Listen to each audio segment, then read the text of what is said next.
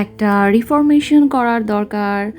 এই জিনিসটা আমি 2 বছর ধরে ব্যবহার করছি, আর এটা রান্নাঘরের সবচেয়ে প্রয়োজনীয় এবং সবচেয়ে ফেভারিট একটা জিনিস আমার। যেহেতু এই জিনিসটা লোহার আর পানি সবসময় এটার মধ্যে লেগেই থাকে, তাই জায়গায় জায়গায় রং উঠে গেছে আর এরকম জংও ধরে গেছে। এখন এটাকে পুরোপুরি নতুন করে ফেলবো একদম। প্রিয় দর্শক, আসসালামু আলাইকুম। আমি নীরা আপনাদেরকে নতুন আরেকটা ভিডিওতে স্বাগতম জানাচ্ছি।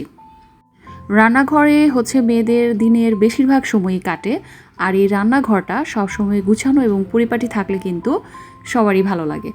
তো আমি সবসময় গুছিয়ে রাখার চেষ্টা করি, আলহামদুলিল্লাহ। তো এখন কিচেন র্যাক থেকে যে ব্যবহৃত জিনিসগুলো আমি সরিয়ে এটাকে বাইরে নিয়ে আসলাম।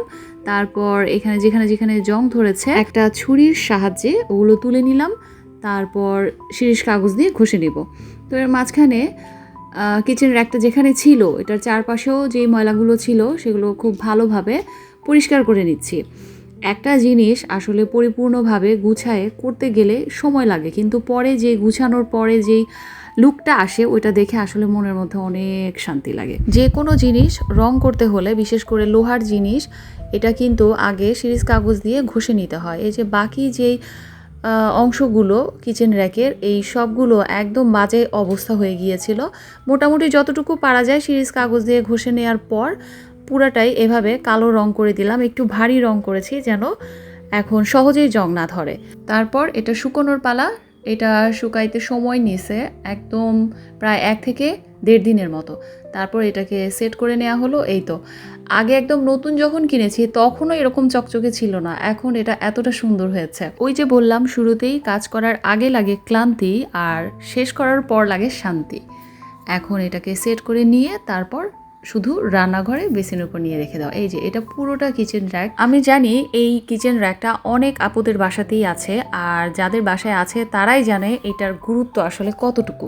এইটা একদিন মাত্র ছিল না আমার রান্নাঘরে, আর পুরা রান্নাঘর এলোমেলো হয়ে গিয়েছিল। তো এই তো সেট করে নিলাম বেসিনের উপরে। দেখতে যে কি সুন্দর এখন লাগতেছে, ইচ্ছা করতেছে না আবার কোনো প্লেট বা চামচ এগুলোর মধ্যে রাখি, কিন্তু এছাড়া আমার আসলে উপায় নাই। আর কিচেন র্যাকের এই রিফরমেশনটা করার জন্য আমার বাসার সবাই আমাকে হেল্প করেছে। আমার ছেলের বাবা সবাই হেল্প করেছে, তাই কাজটা খুব সুন্দর করে দ্রুত করতে পেরেছি। আর কিচেন র্যাকের পেছনের দিকের যেই ওয়ালটা সেটাও একটু কালার ড্যাম হয়ে গিয়েছিল, আমি ওইটাও রং করাই নিছি। ওইটা বিহাইন্ড দ্য সিনই থাকুক, এত কিছু ডিটেলস তো আসলে এক ভিডিওতে সবসময় দেখানো সম্ভব হয় না। তো এই হচ্ছে কিচেন র্যাকের ফাইনাল লুক। আমার প্রিয় কিচেন র্যাক, তুমি সবসময় এভাবে সুন্দর থাকো আর ভালো থাকো। তো আজ এই পর্যন্তই ভিডিওটা, সবাই ভালো থাকবেন।